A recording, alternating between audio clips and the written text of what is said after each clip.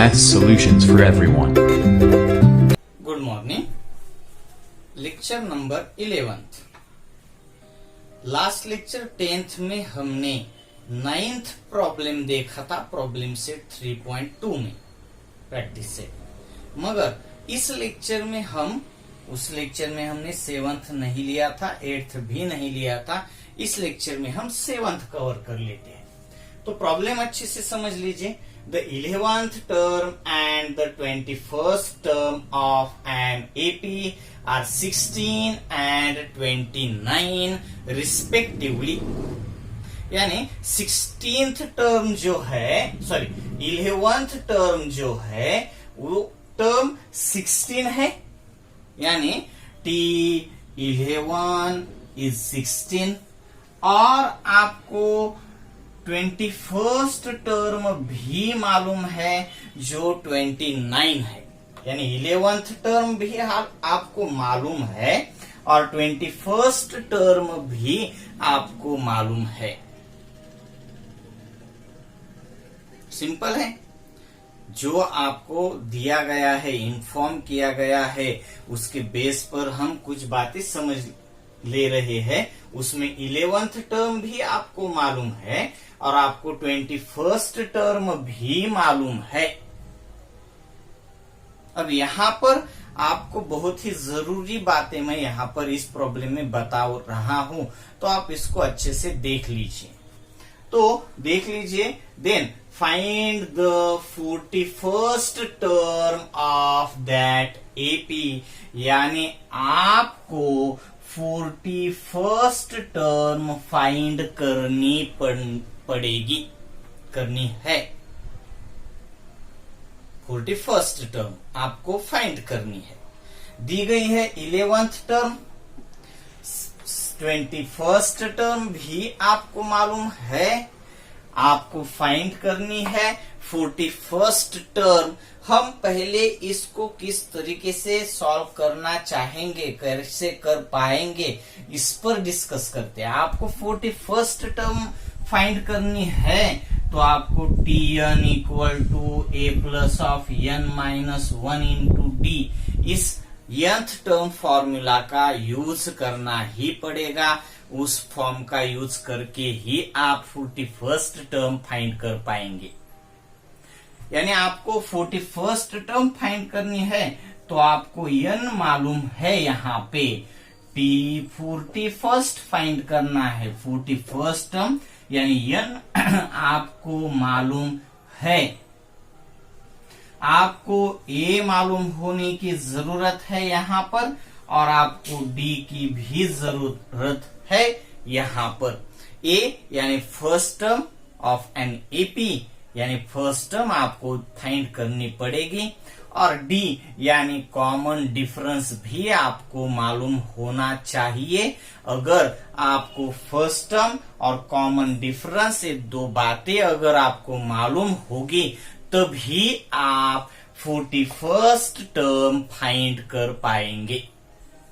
और ये दो बातें आपको कहां से मिलेगी? तो ये जो दी गई इंफॉर्मेशन है उसका यूज करके ही हम a यानी फर्स्ट टर्म और d यानी कॉमन डिफरेंस हम फाइंड करेंगे. और वो सॉल्यूशन में तो देखेंगे, मगर यहाँ पर आप देख सकते हो T11 यानी T11 equal to a plus of 11 minus 1 into D, n minus 1, यानी 11 है तो 11 माइनस 1. T11 यानी 16 equal to a plus 10d. ये हो गई आपकी 11th टर्म के रिलेशन में एक इक्वेशन बन गया आपका. a plus 10d equal to 16, equation number first. और इससे भी आपको दूसरा इक्वेशन मिलेगा. क्या? a plus 21 minus 1d equal to 29, यानी a plus 20d equal to 29. ये बन गया आपका second equation. a plus 10d equal to 16 first equation. a plus 20d equal to 29 second equation. और ये दो equations linear equations in two variable first chapter में हमने बहुत तरीके से अलग अलग तरीके से सॉल्व किए हैं। Graphical method, general method, formula method नहीं, कंप्लीटिंग स्क्वायर मेथड भी नहीं, तो अलग अलग तरीके से किए हैं। जनरल मेथड था एक, नंबर दो था ग्राफिकल मेथड, नंबर थर्ड में हमने अलग अलग तरीके से देखा है। और ये लीनियर इक्वेशंस इनटू वेरिएबल जो है उसको सॉल्व करके, उसका यूज करके हम इस दो इक्वेशन को सॉल्व करके ए और डी इन दोनों की वैल्यू फाइंड करेंगे, और ए और डी मालूम होने के बाद ही हम 41st टर्म भी फाइंड कर पाएंगे। तो चलो इस प्रॉब्लम को हम सॉल्यूशन में ही सॉल्व करके देख लेते हैं। पहले जो दी गई बातें हैं उसका यूज करके हम ए और डी दोनों की वैल्यू फाइंड कर लेंगे, और उसके बाद ही हम आगे जाएंगे। तो देख लो, here in an AP 11th term equal to 16 and 21st term equal to 29। 11th term भी आपको मालूम है, मैंने लिख दी। आपको 21st टर्म भी मालूम है, मैंने वो भी लिख दी। अब ये दोनों बातें अगर आपको मालूम है तो हम by nth term formula, nth term formula का यूज करके Tn equal to a plus of n minus 1 into d, T11 ले लेते हैं पहले 11th टर्म के लिए। T11 equal to a plus bracket of 11 minus 1 into d. अब ये हो जाएगा 11th टर्म, आपको ऑलरेडी मालूम है, तो 16 equal to a plus 10d, that is a plus 10d equal to 16, equation number first. 11th term का यूज करके हमने एक इक्वेशन ले लिया, हमें मिल गया। अब हम 21st टर्म का यूज करके दूसरा इक्वेशन देखेंगे। Also Tn equal to a plus of n minus 1 into d, T21 equal to a plus of 21 minus 1, 21 minus 1 into d, तो 20d बन जाएगा ये, और इसका इक्वेशन होगा 29, 21st टर्म है 29 equal to a plus 20d, यानी 29 equal to a plus 20d। अब ये इक्वेशन है A plus 20d equal to 29, equation number second. अब ये दो इक्वेशन अगर आप देख पाते हो, समझ पाते हो, तो आपको अच्छे से मालूम होगा कि पहला equation a plus 10d equal to 16 और दूसरा equation a plus 20d equal to 29, इसमें दो वेरिएबल्स है और लीनियर्स में है। लीनियर यानी पावर 1 में है, क्वाड्रेटिक यानी स्क्वायर में है। पावर स्क्वायर होता है इंडेक्स, तो क्वाड्रेटिक में जाएगा इक्वेशन। ये लीनियर इक्वेशंस इन टू वेरिएबल्स। अब ये दो इक्वेशन आपको सॉल्व करने ही है। जब आप इसको देखेंगे तो पहला ए प्लस 10d इक्वल टू 16, दूसरा ए प्लस 20d इक्वल टू 29। एक तो ए कैंसिल करना पड़ेगा तभी आपको डी की वैल्यू मिलेगी। अगर ए आपने यहां से कैंसिल कर दिया तो बचेगा डी, डी की वैल्यू आपको मिल जाएगी। और डी अगर आपको मालूम है तो डी की वैल्यू यहां पर पुट करके आप ए की वैल्यू फिर इक्वेशन फर्स्ट में या फिर सेकंड में यूज करके फाइंड कर पाएंगे। तो यहाँ पर ये दो इक्वेशन हमें सॉल्व करने के लिए ए वन टाइम है, यहाँ पर भी ए वन टाइम है, तो ए ही हम वेरिएबल ए कैंसल करेंगे और ए कैंसल होने के बाद यानी यहां से इरेज करने के बाद डी बचता है, तो हमें इसमें equation a plus 20d minus 29 बड़ा है, इसमें से a plus 10d equal to 16 है छोटा इक्वेशन, तो हम पहले वाला equation a plus 10d equal to 16 subtract करेंगे a plus 20d equal to 29 यानी इक्वेशन सेकंड से।